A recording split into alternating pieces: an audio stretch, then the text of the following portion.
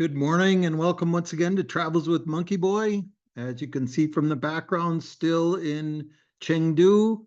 And I wanted to share with you my birthday adventure from a couple of weeks ago. Here, let me share my screen with you.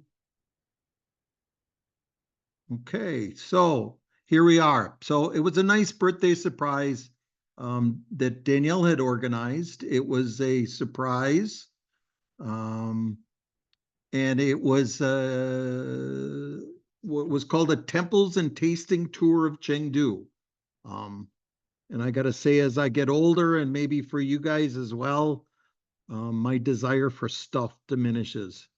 Um, my desire to experience the world grows. So it was the perfect present for me. We got to explore China, um, explore Chengdu, which was a nice adventure. It was a private tour for just Danielle, our guide Lily. That's Lily right there with the goofy white hat, and I. I've noted this many years ago, but the people of China are so pragmatic. They understand we Westerners will be hopeless with their names, so they all come up with a Western name. I can remember Lily or Fish or Yo-Yo. Yes, Fish and Yo-Yo are two of Danielle's students. But Chengxian, I can't even pronounce that. You also see the practicality as you drive around the city. In 2020, there were 20 million people in Chengdu, and as the Chinese government is pushing Chengdu as a major city of the West, 25 million people today is likely. So how do you even run a city of that size? It's not a spectacular architectural city or even interesting in the Kuwait sense, which was interesting architecturally. But it is interesting in the how do you warehouse and run a city of 25 million people way. There are hundreds, maybe thousands of 15-story or taller apartment buildings, all connected with hundreds of office towers by a modern, effective subway system. The city is like a mighty forest of apartment buildings and offices. It's not beautiful particularly, but wonderfully pragmatic. I got to say this about the Chinese government and the communism that I've spent my whole life despising. Uh, when you've got a billion people, there is some forced organism or organization that you are required, and they really have done a marvelous job of it. So anyway, Lily starts our tour, and of course, I'm asking her a million questions. Um, Lily told us that while Chengdu has been inhabited for 4,000 years, and it is the oldest city in China without a name change.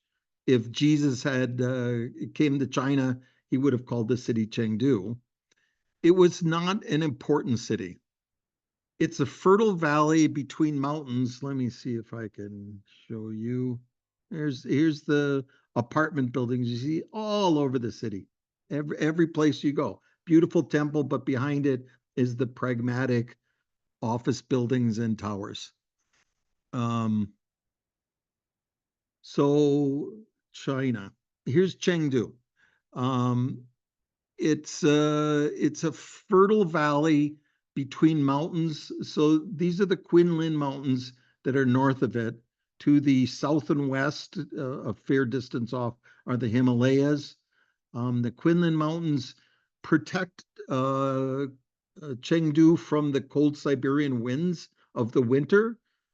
And so our weather is mostly affected not from the north, but from the south. So you get that steamy Southeast Asian weather that blows up and is stopped by the mountains and kind of hangs around Chengdu. So it is a very muggy city. It's a very hot city. We've had 100-degree weather most of the time since we've been here. It's beginning to cool a little bit in September.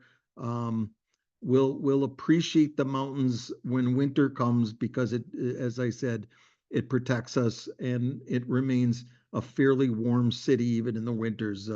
High of 50, which is what about 15 Celsius, um, which is much more comfortable than I'm used to in the wintertime. So it's a very fertile city. Um, it's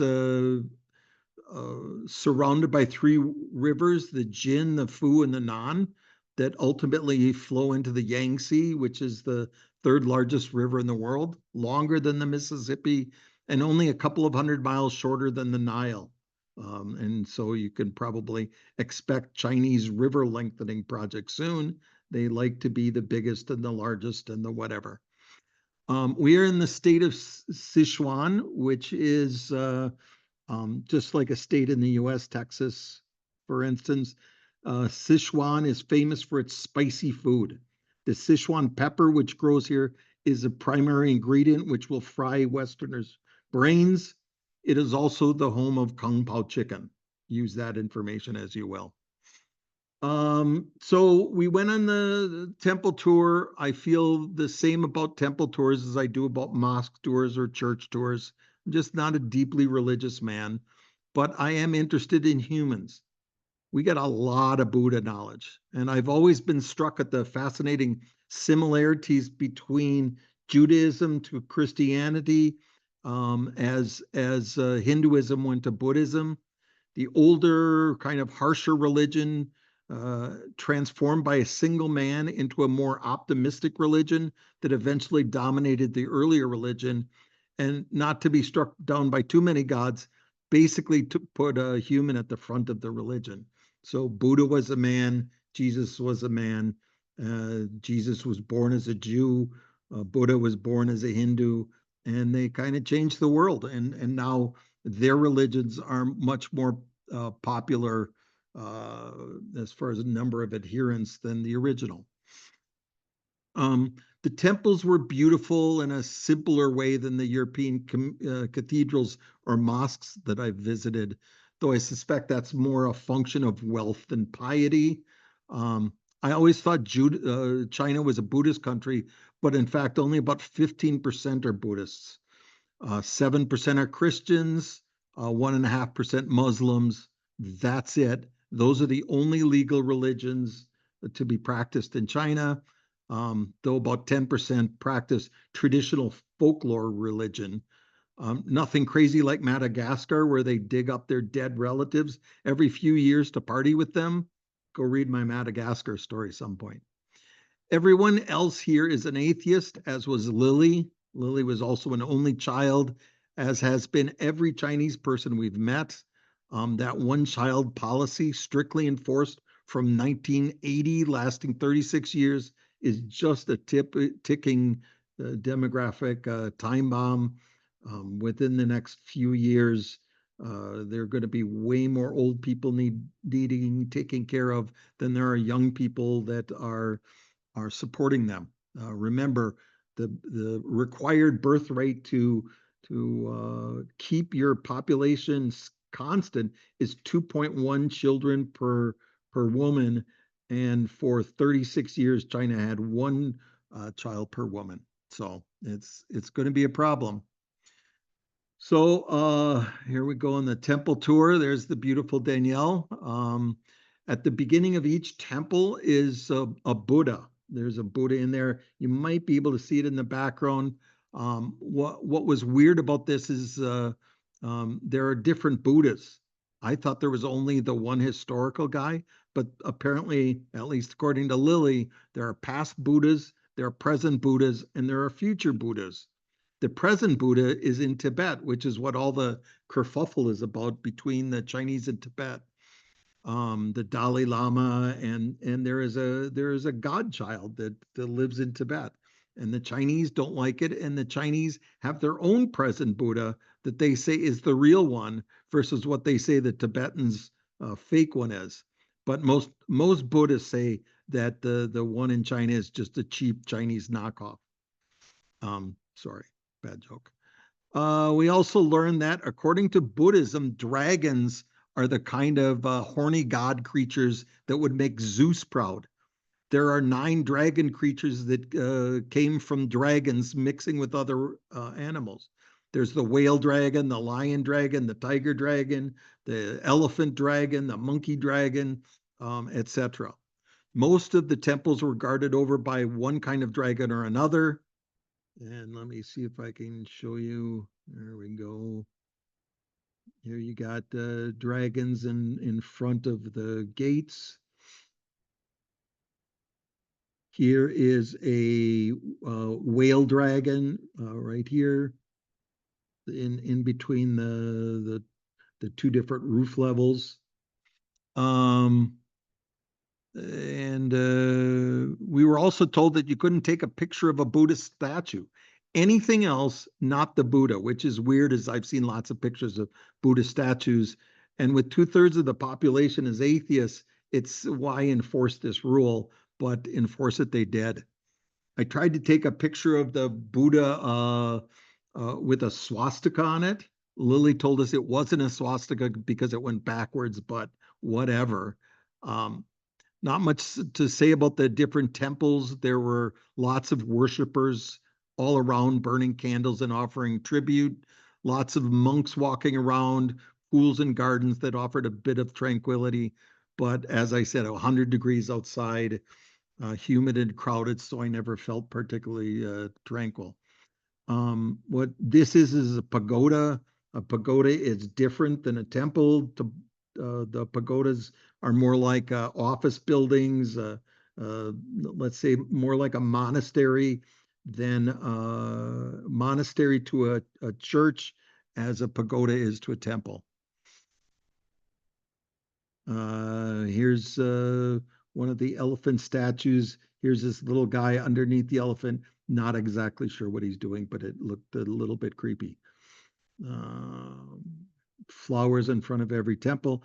Here is a picture. The Buddhists, the worshipers come and they put a little message, a message on this sacred tree, saying what they want their prayers um, solved, their problem solved, which is, according to Lily, completely anti-Buddhism.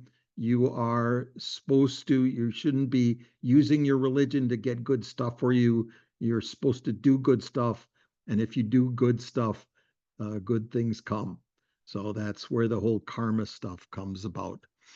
Um, and if you look on the roof, you see a lot of the different creatures. There's lions.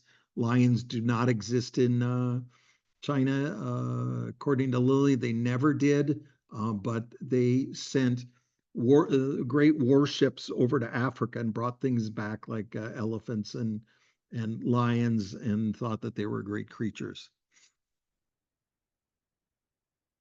Here's a picture of obviously a dragon orgy, which is where all the different weird creatures come from. Uh, Here is China is infested, just like the US, with influencers. So everywhere you go, you see people posing for their Instagram picture taking. So we snuck in and took one of this woman. I really think the gowns are beautiful and the way they dress up. Danielle had a day at school where everybody dressed in traditional gowns, and go look at her pictures. They're really beautiful. For some reason, we could take a picture of this Buddha, maybe because it was cartoonish. After we went on we toured a number of temples, then we went on a tasting tour. And Lily took us to 4 or 5 different places to try different kinds of food. This was a street merchant, um, and she made pancakes. And so street pancakes in China is a thing. You get she makes the pancakes and then fills it with things like blueberries or chocolate or peanut butter or whatever. I had blueberries, Danielle had peanut butter. If you see behind her, there's a little shop. In the bins in the shop are rabbit heads and rabbit brains. Apparently, it's a delicacy in China, especially after you go drinking. Um, so you've it's important to have somebody around that can interpret things, because I wouldn't have guessed that the rabbit brains were rabbit brains. It's only written in Chinese. So here was the first shop that we went to. We had 3 different kinds of noodles, and we don't know what anything is. These were cold noodles. The one with the brown sauce was deliciously sweet. The other one was fairly bland, and there was a soup like dumplings in a soup. It was they were all delicious, and we don't know what they are, but they were delicious. They did make us use chopsticks to try to eat them, and chopsticks remains one of the stupidest inventions still around. It Danielle says the like the young kids, the second, third grade kids have a hard time using the chopsticks. I mean, I get it. You had chopsticks at the beginning, but now you've got forks. Use the damn fork. It's so much more practical. Um, so, and while I look drunk here, it's just because I'm hot. Whoops. So there again is the picture of the different kinds of noodles. The next place that we went to, we had the green beans, which were very spicy and quite delicious. The thing that looked like eggs there, those are um, it's a dessert. It's a white dough ball that's filled uh, with the red bean, which is a very sweet bean. It's really, really good. China is not good with their desserts. There's very few desserts that we've liked so far, but those were good. And then you've got another kind of dumpling. Everything that we've eaten in China, it's so good. Then we stopped at a traditional tea shop and had jasmine tea. And of course, the jasmine tea had came in panda cups because everything is in a cup. There's Danielle along the Pid River, I think it is. That's the main river. It is so dirty. It's ridiculous kind of smells too. Uh, China has pollution problems, so um, but they're working on it, and they took us by some spots that showed us how good they were. So we did 2 noodle shops. We did the street vendor, we did the tea shop, and then she took us to a cookie shop that had really delicious cookies. You could tell it was good because there was a long line to get into this cookie shop. So we took home a bag of cookies with us.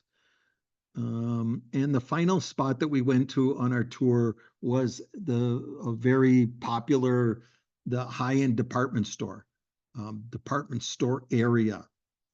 Okay, so here's Louis Vuitton in a 1,000-year-old Chinese building, Yves Saint Laurent next to it. These are all the shops. Um, Kuwaitis, it's like 360-degree mall, except it's outdoor, and they're all the fancy shops that poor teachers like us can't afford. And every place you look, they have giant pandas as decorations. Here's one holding a pole. I don't know what that means. And here's one climbing a big scaffolding. So anyway, that was the tour was about 6 hours long. Um, there was one of the billboards, the 3D billboards, where the creature seems as if it's coming out of the two-dimensional space. It's really cool, of red pandas. Danielle's got a good video of that. I don't have that here. But anyway, it was a lovely birthday, and the giant pandas are a precursor. This is what's coming next time. I'm going to talk about our trip to see the pandas in the Panda Research Center. Okay, that's all I've got for now. Thanks for, oops, there was one more. Thanks for traveling with Monkey Boy, and we'll talk to you next time. Bye.